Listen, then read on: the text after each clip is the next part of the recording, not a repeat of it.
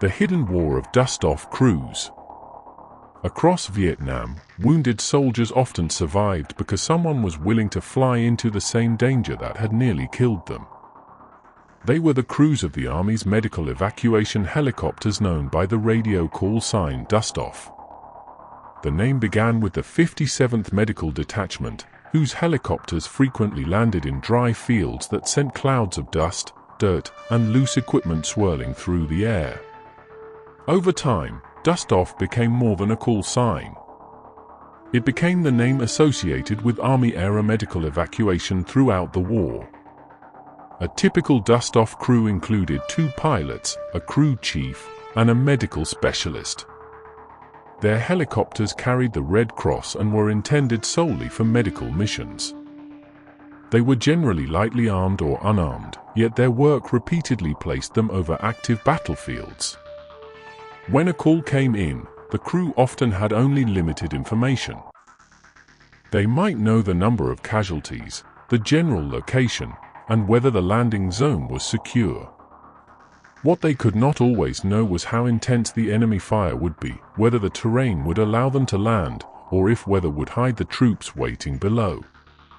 Every minute mattered. A wounded soldier bleeding in the jungle did not have the luxury of waiting for perfect conditions. Dustoff crews flew through rain, fog, darkness, smoke, and enemy fire because reaching the casualty quickly could mean the difference between life and death. As the helicopter approached, troops on the ground marked the landing zone with colored smoke. The pilot had to identify the correct signal while remaining alert for enemy forces using smoke of their own to confuse the aircraft. Some landing zones were little more than small clearings surrounded by trees. Others were rice paddies, mountain slopes, roads, or areas torn apart by artillery. Many were still under fire. The helicopter might hover while the wounded were lifted aboard with a jungle penetrator or rescue hoist. At other times, the pilot forced the aircraft onto uneven ground for only a few seconds as soldiers rushed forward carrying litters. The crew chief watched for obstacles and enemy fire while the medic prepared to receive the wounded. Once the casualties were aboard, treatment began immediately. The medic controlled bleeding, protected airways, administered fluids, and tried to keep badly wounded men alive while the helicopter raced toward a field hospital. Inside the vibrating aircraft, surrounded by engine noise and rotor wash, the medic worked with limited space and equipment.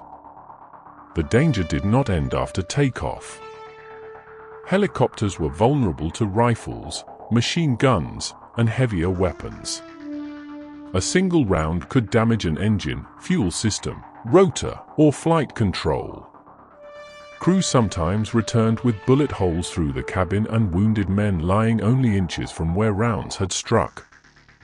One of the leaders who shaped the Dustoff tradition was Major Charles Kelly, commander of the 57th Medical Detachment.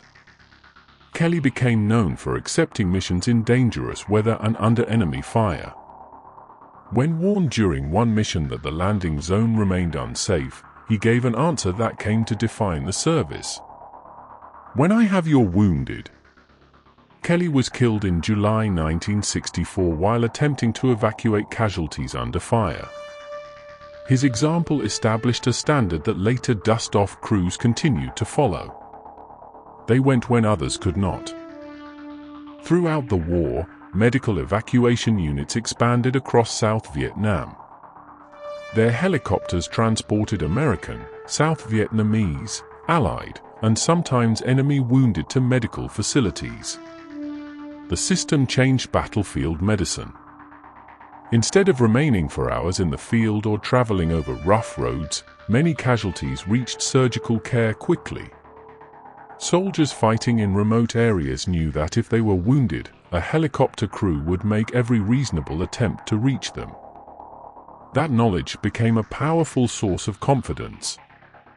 The official record contains stories of crews landing beside burning vehicles, hovering over jungle canopies, returning repeatedly to exposed landing zones, and continuing missions in aircraft damaged by gunfire.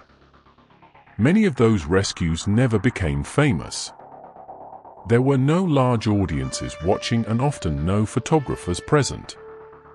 There was only a radio call, a wounded soldier on the ground, and a crew deciding to enter the danger. The hidden war of the Dustoff crews was fought one evacuation at a time. They did not seize territory or destroy enemy positions.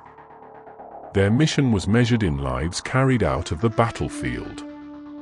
Each flight demanded skill, courage, and a willingness to risk everything for men they often had never met. For countless soldiers in Vietnam, the approaching sound of rotor blades meant one thing: someone was coming to bring them home. If you have any photos, videos, or stories to share, please send us a message. And to all veterans, thank you for your service.